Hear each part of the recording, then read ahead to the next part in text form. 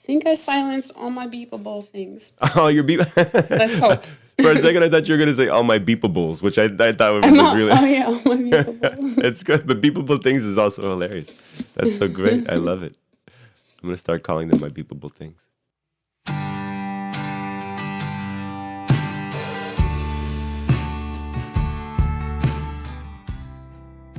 Welcome to We Flew Off the Page. I'm Muhammad Seven, and I'm here to do my very favorite thing in the world, talk to great songwriters about how they do what they do. Each episode, we'll dive into the little details of two of my guests' songs, which I'll play for you. The songwriter has chosen one of their songs, and I've agonized over and selected the other from their catalog of wonderful music.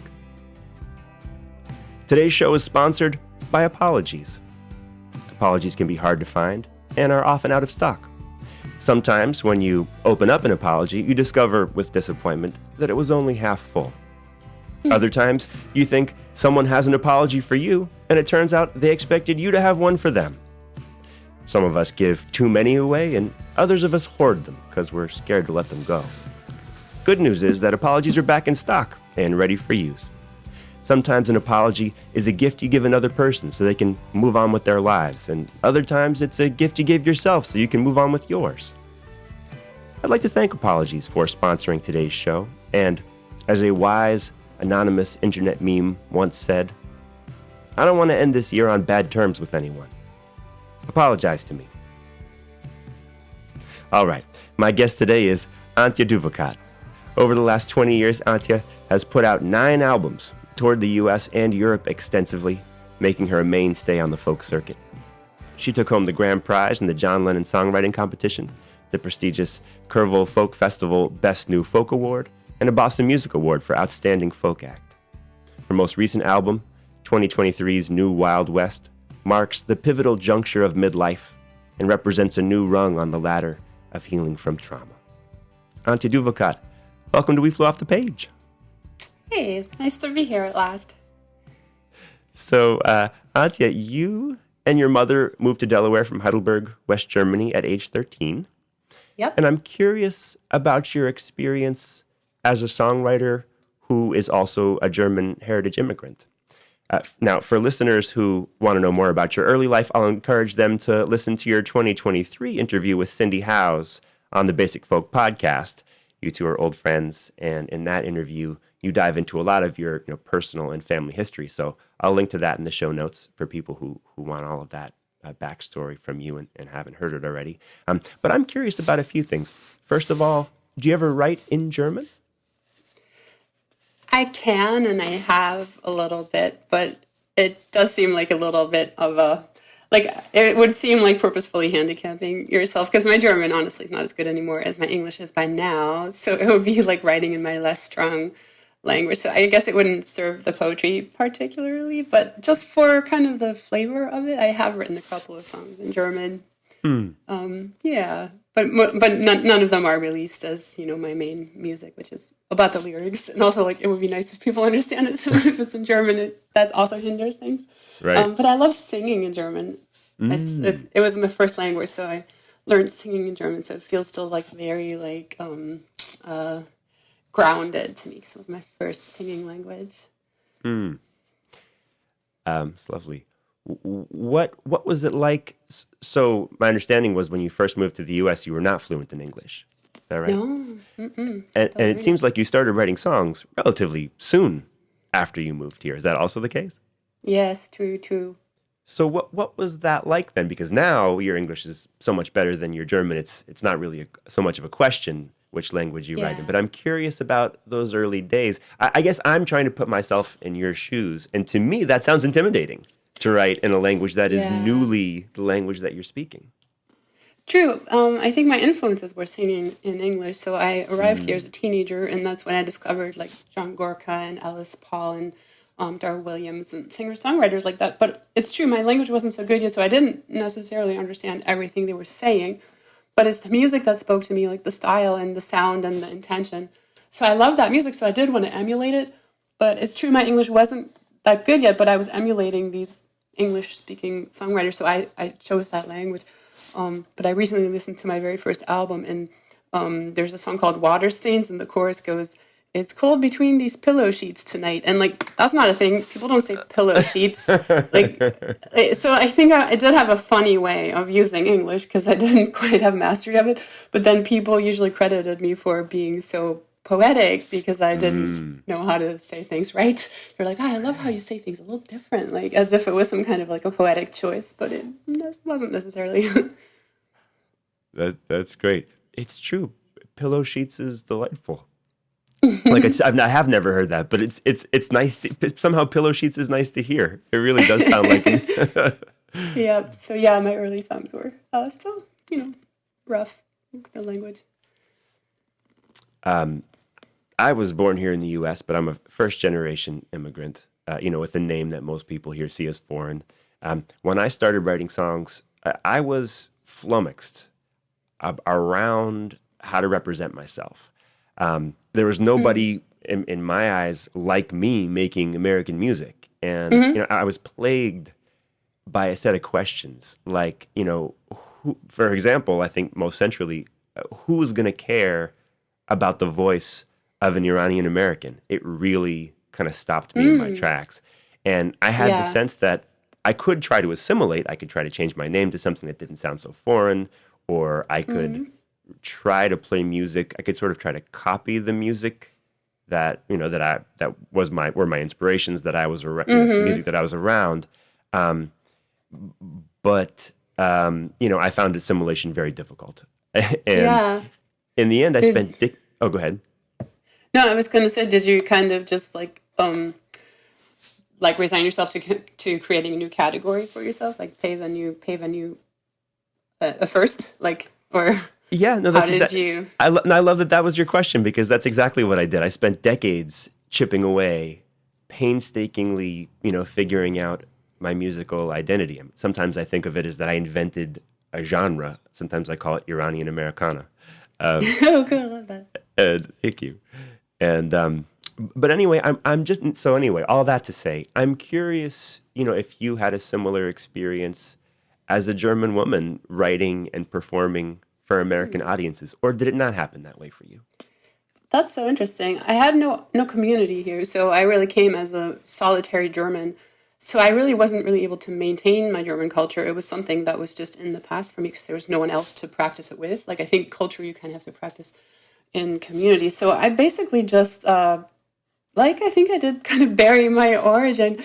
And I mean, I don't, I'm white. And so like, there was nothing about my appearance that was going to set me apart. And then when I lost my accent, I think people more or less thought I was American shortly thereafter. Mm-hmm. So I guess I also didn't have anything that would have made me try to harken back to my roots. But in some ways, it's a pity because there was this part of me that was vast and would see the world differently than an American would. But no one really knows that I have that other viewpoint. It's more like a private thing. I think growing up in another culture, you do understand that things are pretty subjective, and even morally and ethically, some things that Germans think are right or wrong.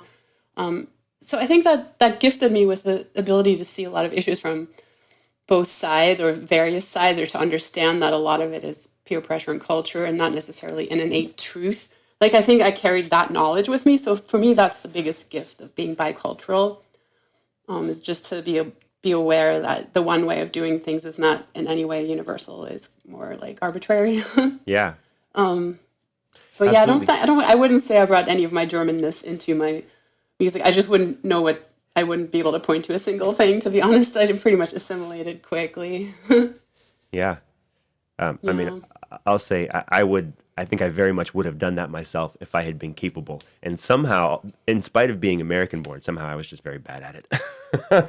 Which, I think there's kind of advantages both ways. It's it took me, honestly, it took me until my 40s, or my late 30s really, to have gotten good at doing it the way that I pioneered for myself. It would have been nice to not spend 20 years doing that. It's it really slowed me down in my trajectory as an artist.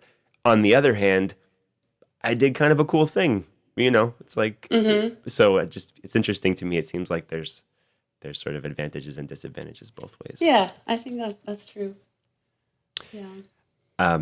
Well, so I know, as you mentioned, that your friend Ellis Paul was an important early musical influence for you. Dar Williams, John Gorka. You've mentioned Ani DeFranco. Ani stands out to me in that list as a very different kind of folk singer than the others. Yeah. And she was probably the single greatest musical influence of my 20s, next to the Beatles and Tupac. When I was 17, I got to make her dinner at a coffee house I was working at. Oh, cool. When she came to play, yeah, it changed my life. And anyhow, you've talked about your very gentle guitar playing style. I think of Ani's, famously physical attack of the fretboard. Lyrically, she's often so delightfully confrontational. I'm curious what you love about Ani, and I'm curious about how that or artists like her have affected you as an artist, including, if you see her influences in your work at all. Yeah, I mean, we were just talking about paving your own way and instead of fitting into a category that exists. Ani, to me, might be the main, like, she still doesn't really fit. Like, when you talk about folk singers, there's also Ani, but, like, I don't know, she just doesn't, she's her own empire. She's just her own. And I sensed that for sure when I first started listening to her tapes in college. I was like, wait a minute, she's just making new rules. It just, so even though her style is very different from mine, guitar wise, the thing about her that liberated me was her ability to talk really honestly about everything. Like, I just felt like she was just talking about her life with very few filters in her songs. Yeah. Including the hard stuff, the messy stuff, the angry stuff. She just let her true emotions just right to the surface without any sort of guard. And that's the thing I think about her that influenced me. Like, I don't think I sound anything like her, but it was like radical to be like, wait, I can actually write things that are really vulnerable, really personal, and there's some kind of precedent for that. So I think that's what I credit her with the most, because that's what I ended up doing. I ended up writing my sort of the truest of truths without a lot of, filter. Like, especially regarding personal experience, like highly personal songs that I realized like there's a legitimacy for writing really personal based. Yeah. It has that happened in kind of in streaks throughout your music? Do you sort of go in and out of writing? I feel like I know the answer to this question, but I'm gonna ask you anyway. Or do you feel like that's kind of a constant that you're constantly that you constantly feel sort of moved to write those very personal songs? Well, so far it's been a constant. It remains to be seen whether one day I'll be like, oh, I don't need this anymore. Let me write songs that are more, removed from the self. That would be an interesting evolution yet to come. But my initial even interest in writing songs was to get things off my chest. So that was kind of the whole reason I got into it. And so if you took that away, then I don't know that I would find it necessary to write songs. Like, to me, songs were a way to get the inside to the outside, and then gift that to other people, basically, to give them, insight and courage and a buddy. Right. With whatever they're going through. Right. Yeah. I heard you say in your conversation with Cindy that I mentioned on Basic Folk, you said a number of things that they all came together in an interesting way for me around this what you're talking about now. You talked about how your early experience of writing, like for so many of us, there was the catharsis. You were trying to find healing through the writing, and you also talked about as you've aged, how you rely on that less, or it's not the central point like it once was, and there's a freedom now to write and to sing about maybe other things, or to have other things sort of fuel your fire there. But also in your most recent album, it seems like that album really is dealing with so many of those personal and emotional and difficult things in a new way. So I guess I'm curious. It seems like you have more agency than you used to have. Like you have more choice in how you go about tackling, big personal, emotional things. But it also seems like you're still that still is still happening. There's not really a question I'm formulating here, but do you see what I'm getting at? Like some things have changed and evolved, and I'm just curious where that sits in your mind. Yeah, like I also said on Cindy's podcast, is that in the very early days, I needed this expression almost as a way to just survive, as in be heard, be seen, exist. Like I was coming from a place of, I guess, being somewhat of a shut-in. Like in high school, I was really shy and didn't speak the language, and then my parents were super strict, so they didn't really allow me to have much of a social life. So I was kind of onto myself, and so the songs were like a vessel in which, almost like the way you would send like a message in a bottle or something from a desert island. I was like, I wasn't like embedded yet in society and relationships. So I think back then the musics were like these little messages where I'm like, I hope someone finds my little message in a bottle. So I think it felt more important to have that path of communication because I didn't have that many other pathways. And then, of course, as I got older, I developed relationships in the real world outside of that pathway. And so now when I communicate with the collective, I guess, the listener, it's not my only way to reach out. So it's not a survival or a desperate thing anymore.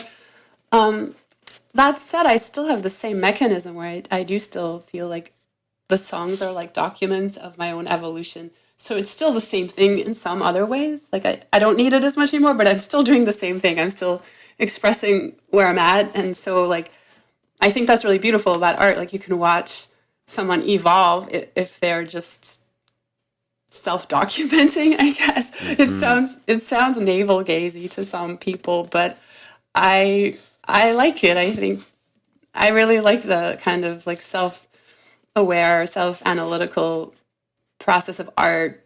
That's very personal. I really resonate when other people do it too. Like I just want to hear from them and like where they're at in their life and what they're struggling with. Like I want to hear the truth, I guess. Songs are documents of my own evolution. I'm going to write that down. That's really cool. I love that you said that. Yeah. Well, let's listen to our first song, which is the song that you chose. And how embarrassing, I've lost my place. No, I'm sorry. It's the song that I chose. And it is New Wild West. Cool. Which is the title track of your latest album, the 2023 Mark Arelli produced New Wild West, off of New Wild West.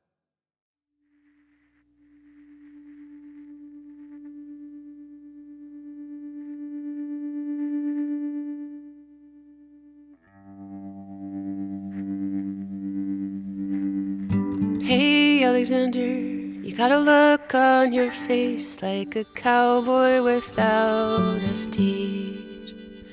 Say, Alexander, you get stuck into place like a sailboat without a breeze.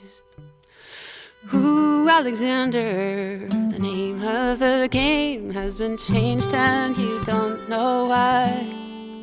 Scratch the flags you hoisted to infallible heights when you were the good guys. And you feel just like a relic from a time that will never come back. How valor's on sale, boys can be girls. There are no damsels in distress. Welcome to your new Wild West.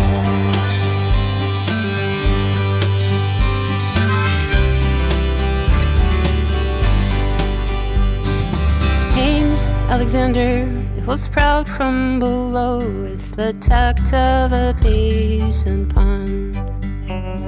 One day, Alexander, You step out for a smoke and the world that you knew is gone.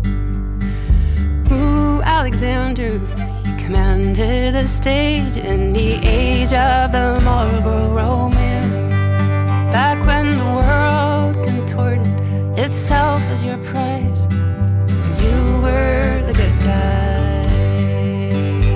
And you feel just like a relic from a time that will never come back, like a furloughed colonel with nothing to command.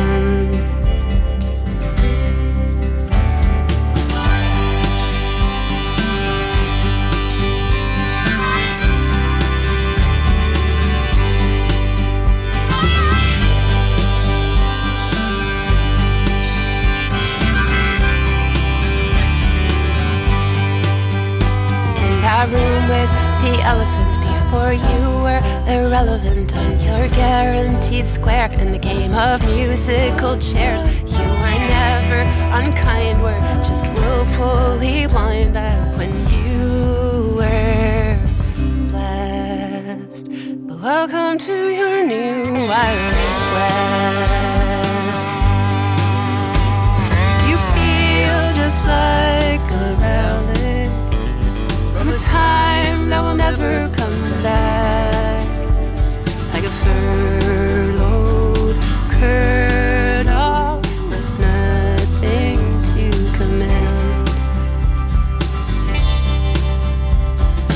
Welcome to your new Wild West. That was New Wild West by my guest, Antje Duvekot. So you don't have to tell me if you don't want to, but when you addressed this song to Alexander, did you have a particular Alexander in mind? Yeah, yeah, I had a particular Alexander in mind, but also all the Alexanders out there at the same time. Yeah, I mean, I could tell you what it means to me, or you could tell me, or I don't know. Yeah, tell me what it means to you. Yeah, so I think I have really strong feelings about this, actually. I would say I'm politically progressive, but I also just think, I think I'm politically progressive, but I'm maybe the opposite of an idealist. I think I'm a severe pragmatist. And so I think that kind of being a warrior of ideals can be dangerous. And I guess what I'm thinking about mostly is the fact that conservatives and people who are not naturally progressive, I don't think, I think it's counterproductive to ostracize them and kind of leave them out of the conversation. Yeah. So that's kind of maybe the main message of this song. It's kind of saying let's look at a person, in this case, Alexander, who has been in power all his life, but he's not an evil character. He just has a blind spot to the fact that his power has advantaged him. Mm-hmm. But he's not a bad dude. He just is a little slow to change. And I guess I wanted to, it was really important to me to extend empathy to someone like that while still maintaining the belief that he's wrong, mm-hmm. And that the world does need to change and that we do need to make reforms in society. But without so much vitriol, conservatives are maybe built differently from liberals. I think conservative people, they're called conservatives because they want to conserve things, and that's their natural state. They don't like change, and they have kind of maybe a fixed nature, and that's not really their fault. So I don't know. Even talking about it sounds like I'm still patronizing to people like that because I think of myself as more of a flexible, progressive type, but. I don't know. I can very often see two sides of an issue. So this is also me kind of grappling with the problem of woke progressive ideals that can kind of backfire if we don't bring everyone into the conversation. I think it's more important to maintain a conversation mm-hmm. than to be right or have all your perfect policies sorted out.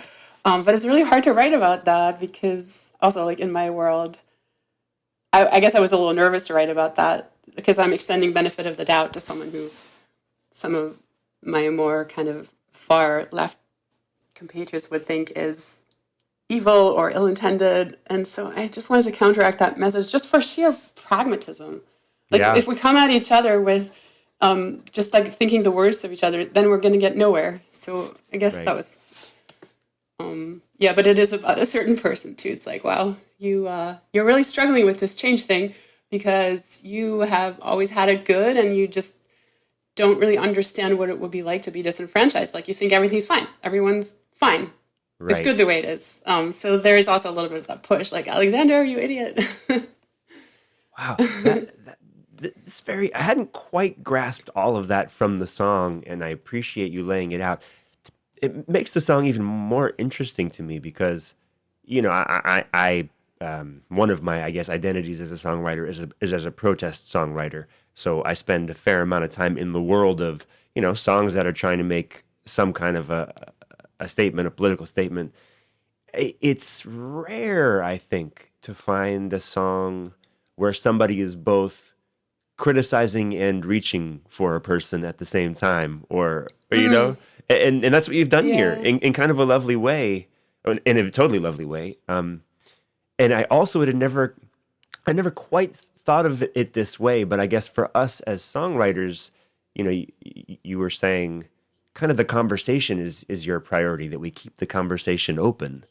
And as songwriters, I think there's a way that we know that in a way that not, you know, a lot of other people don't, because we were, you know, what you're doing there on stage, you rely on the conversation between you and the audience. And it's funny because mostly it's just you talking and playing. Like you don't hear from them aside from when they cheer or occasionally yell and sometimes, unfortunately, heckle.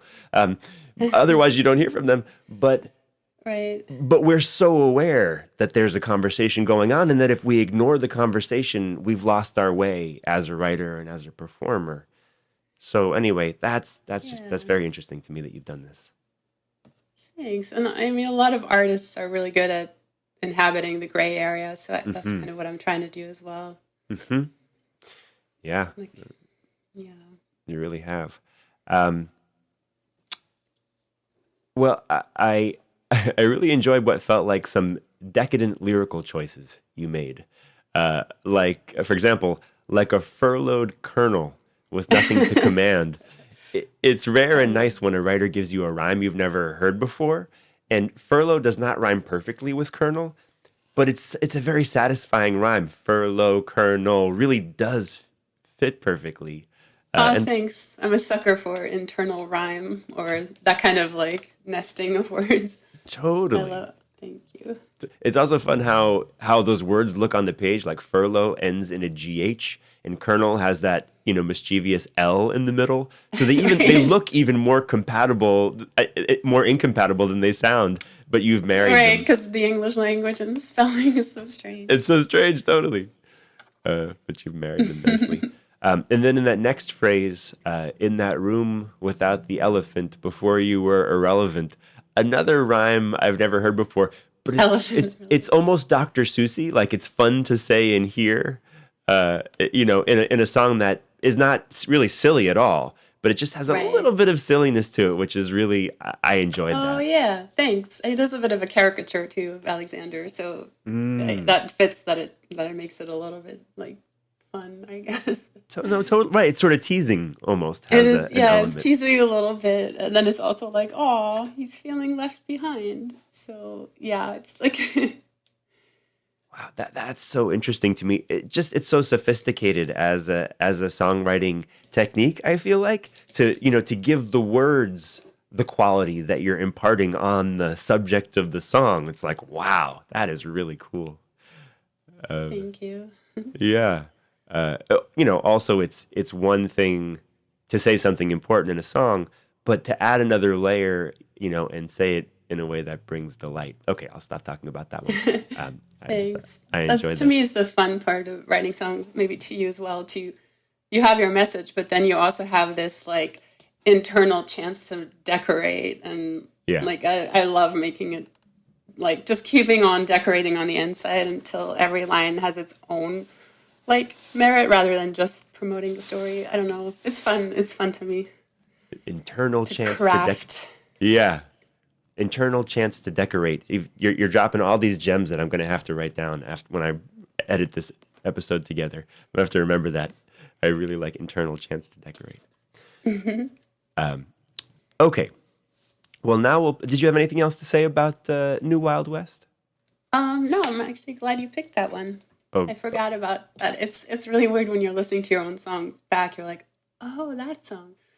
Because as songwriters, I don't know about you, like I never listen back. I move on. Like I don't want to hear it again. I'm like, I'm done with that. Like I almost turn on my songs when they're written. I'm just like, I'm moving on. So it's weird and fun to go listen back. I know what you mean. Well, good. I'm glad it was weird and fun. All right, now we'll play the song that you chose, and it's Okay. Caffeinated Warriors from your 2016 album, Toward the Thunder.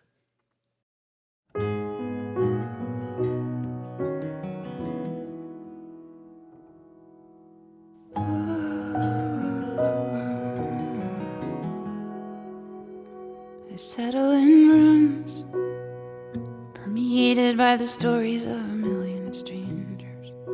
Their ghosts dwell in the fixtures and the walls, and they disappear like the mist as it rises off the highway, where nights are too quiet and too loud. And they tug at your dreams in the middle of the day. They say the devil you know is mighty better than the devil that you don't know. But the stage lights and the miles will never show that the riches I bring you are nothing but trinkets, a mere currency between strangers. And if you ever loved me, you would let me go. So goodbye, Antoine Saint-Exupéry, and all you intrepid wanderers. Goodbye, Amelia and Hemingway, you broken-hearted explorers. Goodbye, Joan of Arc, and all you caffeinated warriors. Goodbye, goodbye to you. I charted my course fields of unfinished cathedrals to the pulsing, heady calling of the Southern Cross. I watched it pour like a flood on the surface of Lake Erie. Been talking to my GPS, I've been talking to God. I suspect it may be written in my blood. These castles of sand will not stand beyond the winter. And the crow flies and the trail of Evangeline. Maybe we wore our hearts too freely on the nights when we were touted on the marquees of that fleeting drop of time. So goodbye, Antoine Saint-Exupéry, and all you intrepid wanderers. Goodbye, Amelia and Hemingway, you broken-hearted explorers. Goodbye, Joan of Arc, and all you caffeinated warriors. Goodbye, goodbye to you.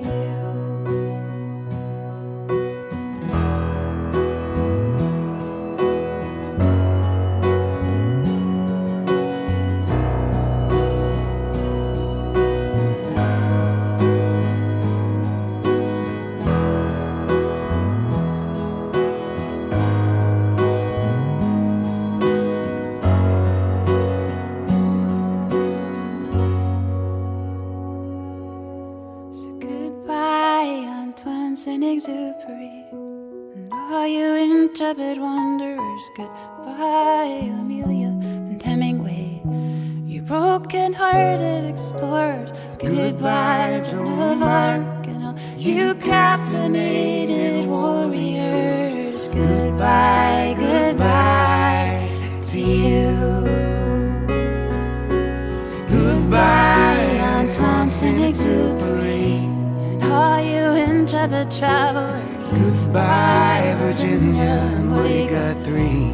Are you weary, unraveled? Goodbye, towns, you damned and dogged ramblers. Goodbye, goodbye to you.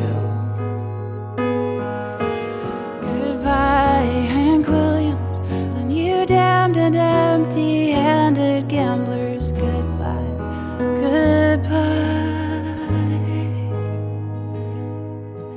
goodbye, goodbye.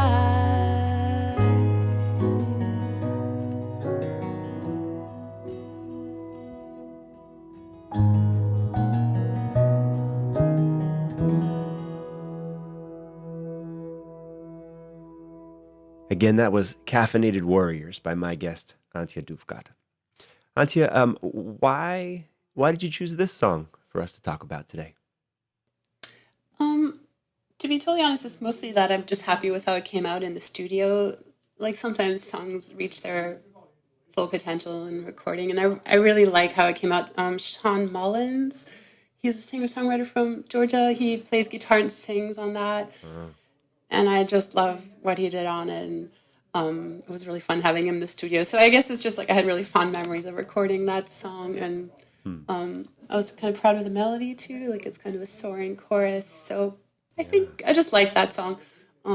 Also probably because it is a moment in time for me, like maybe a little bit of a business card, a calling card. Like the song is about being an artist, you know, what it's like to be an artist, the pros and cons, I guess. And so it feels like kind of timeless for like what I am, the artist entity that is my identity. So yeah, I like it.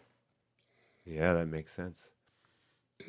Every time I listen, when we discuss these songs on the show, I've always listened to them multiple times before I talk to my guest about the song. But every time I listen to them on the show, there's something fresh I hear. No matter how many times I'd listened already, there's something fresh. This time it was the line, been talking to my GPS, I've been talking to God, which never made me laugh until this time. But been talking to my GPS is just so funny. It's so great. It's like just such a delight. Thank you. So that one. Yeah, the contrast, like you got like God and the GPS. So yeah. Big contrast for conversation partners, but that's the only people you can talk to on the road. That's who you've got, right? Those two. Right. I mean, the GPS talks to you, right? You might as well talk back. Yeah, it's your full-time company. So my read of this song is that, you're recognizing the fact that the course you've charted in your life as a touring artist follows in the footsteps of other adventures like the ones who appear in the song, Joan of Arc, Ernest Hemingway, Amelia Earhart, Townes Van Zandt, Hank Williams. But the chorus starts, so goodbye, Antoine Saint-Exupéry, and all you intrepid warriors, and you continue to say goodbye, to those who I'm assuming were inspirations of yours. It's one of those things that to me it's compelling, but I don't totally understand it. Why goodbye? Yeah. I like that about songs. Sometimes you can put your own little secrets into them. So I think I always stop short of the line where my songs are completely literal and blunt. So there's always a little bit of mystery to it, which feels like a way for me to retain my in a way, it's like honors to me. Like my songs are kind of a diary entry. And so for me, they are still like my own, mostly they're helpful to me. So I think in this song, I was more concerned about comforting myself than about other people understanding it. So the truth is when I wrote this song, I was really burned out from the road. And I was starting to doubt whether this whole compulsion to be an explorer was worth it. And so when I say goodbye to all those tragic explorer figures who had the compulsion to be artists and adventurers, I actually, at that time in my life, I was saying, fuck this, like, I'm out. It's not worth it. So that was my underlying message, but I didn't want to say that too bluntly because that would also be kind of a downer. So I veiled it a little bit. Yeah, I don't know how it reads to the listener, which is always such a fun question to ask because I have no idea sometimes what people are hearing. Yeah, I mean that makes a lot of sense. I guess the way it hit me was, I mean, clearly you have sort of a reverence for for the path that you've trod. The song lays that out, that it's, there's a beauty that you're celebrating of where you've been and where you're going, and similarly, the companionship and the camaraderie of these other figures has meant a lot to you. So then it just becomes sort of a compelling question for me as the listener in my mind. It's like there's a reason you want to say goodbye, right? And it's like so it's just Right. there was just a compelling tension. Like clearly Yes. the thing that's not working has not been made obvious to me. The reason she wants to say goodbye, she hasn't laid that out. But it's, oh yeah, and there's a great line. If you ever loved me, you'll let me go. Actually, you know what? I'm going to read that whole verse because I think it's my favorite verse of the song. Cool. It's and they tug at your dreams in the middle of the day, saying the devil that you know might be better than the devil that you don't know. The stage lights and the miles will never show. But the riches I bring you are nothing, mere trinkets, mere currency between strangers.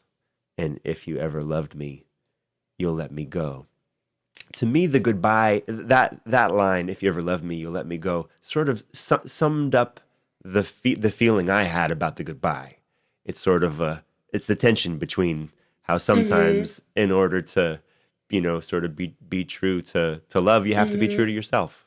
And in this case, maybe it's your love for the life of a songwriter.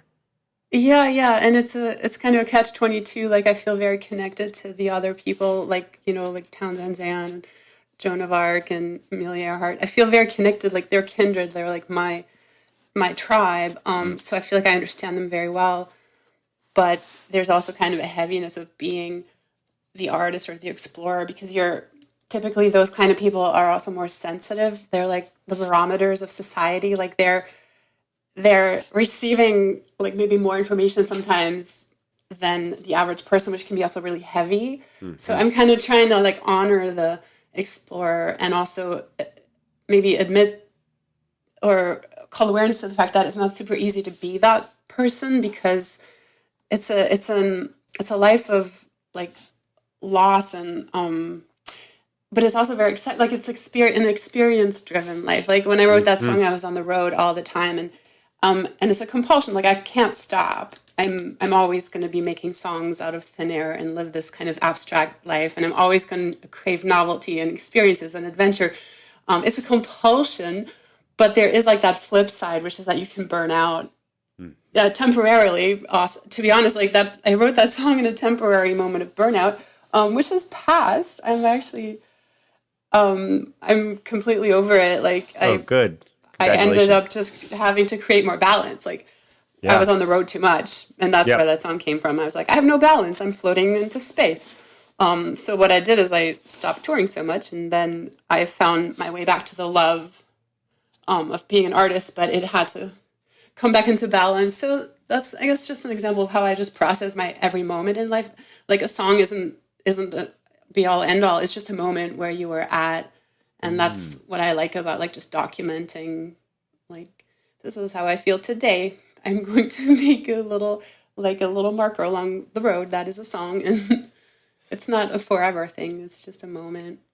That's so interesting. This is the second time in our conversation that I've had the thought that your songs remind me of a journal in a way, like they're your journal. And the previous thought I had was, I think it was, we were still talking about this song. You were saying, I forget exactly how you put it, but it seemed to me you were saying sometimes you sort of hide the most personal part in the song. It's like it's sort of there as a treasure to hunt out, but that it's not obvious to the listener, which almost reminds me of like the lock on a journal, like it's your diary. I It's like almost that. like almost. So anyway, it's just interesting now that I'm sort of seeing Yeah, I like your, that. your Yeah, there writing is in those always ways. like a lock on it. Yeah, that makes sense. Like, it's like abstract enough that you don't know exactly what I'm saying because that Right, would be too vulnerable, I suppose. right. That's the last mile of privacy. Well, I have one more question about. It's actually about this same verse. Um, so it's the one that starts, and they tug at your dreams in the middle of the day, and it ends with, and if you ever loved me, you'll let me go. The if I read them as a bunch of distinct, separate statements that I don't totally understand as one statement. It almost, to me, strikes me as like the effect is almost like a collage of ideas. And I'm wondering if, I'll just read it again just for the listeners. So they tug at your dreams in the middle of the day, saying the devil that you know might be better than the devil that you don't know. The stage lights and the miles will never show. But the riches I bring you are nothing, mere trinkets, mere currency between strangers. And if you ever loved me, you'll let me go. Those things all, they relate together to me, but not exactly in a narrative way. Again, it almost to me is a collage of emotional ideas. So is that the way you feel about that? Or do you understand that as one sort of idea? I wish I had it in front of me right now, but to read back again. But I think it is one idea for me. It's like it's kind of in a way it's talking to the listener, like the audience of the music, and it's kind of saying like the stage lights and all the miles that I drive and all the way it looks glorious. They'll never show that the riches that I carry, the songs or the music are actually just like when it's out of balance for me, they're just little trinkets, like just a really weak currency between strangers.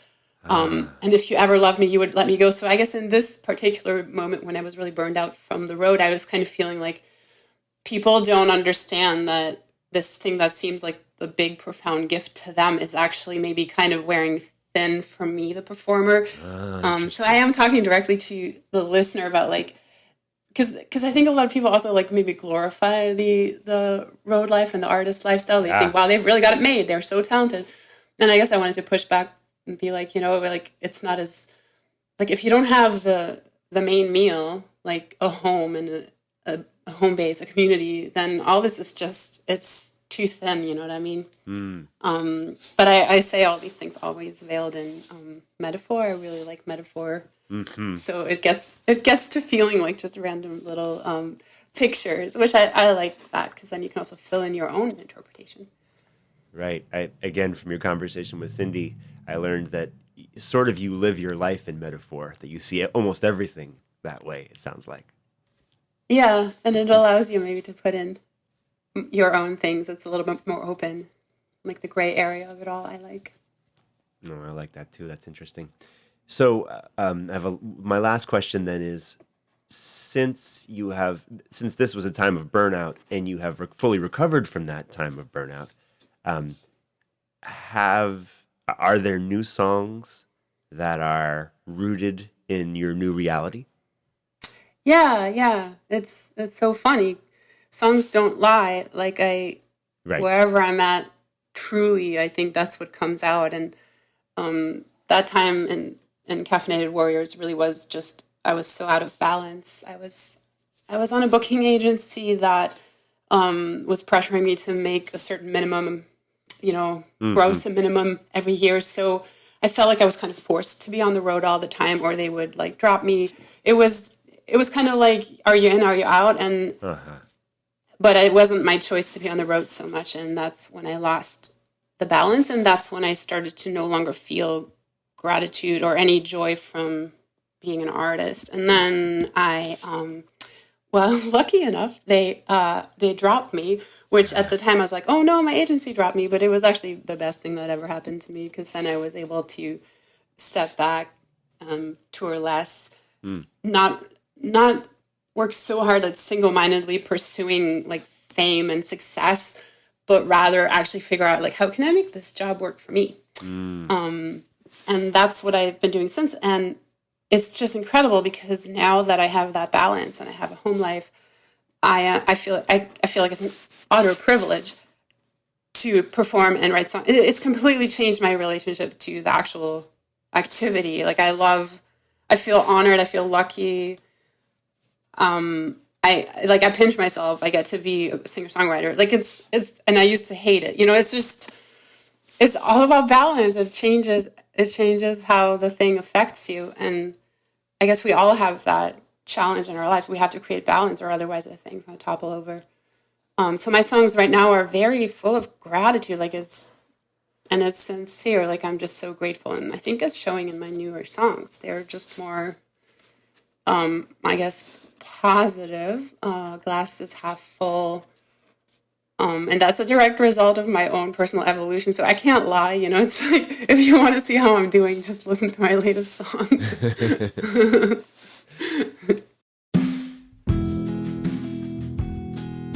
Well, so to finish out the show, we'll each share one cool thing, something that's piqued your interest or maybe something you've been mildly obsessed about, obsessed with, that you think our listeners might enjoy.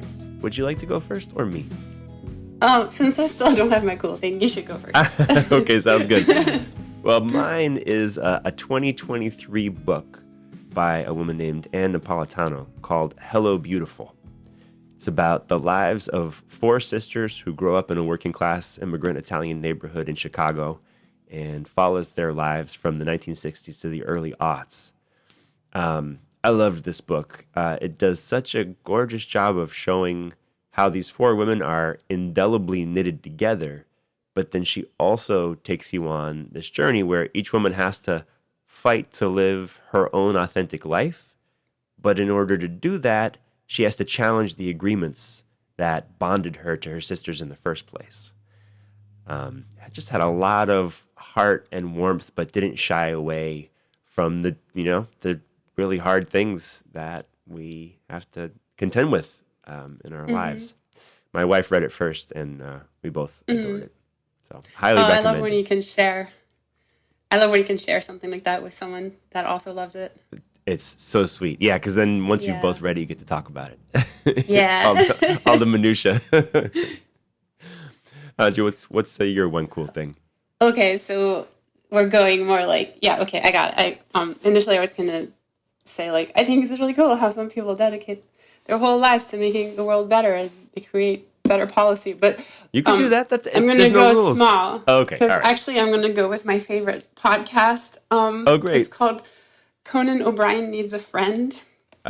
It's by Conan O'Brien, the late night talk show host, who I used to think was kind of just like a goofy, weird talk show host, but the podcast has made me feel like I've gotten to know more like behind the scenes of who Conan O'Brien is and what he's like. Like, this is why podcasts are so awesome. They really give you such a more deep sense of who people are.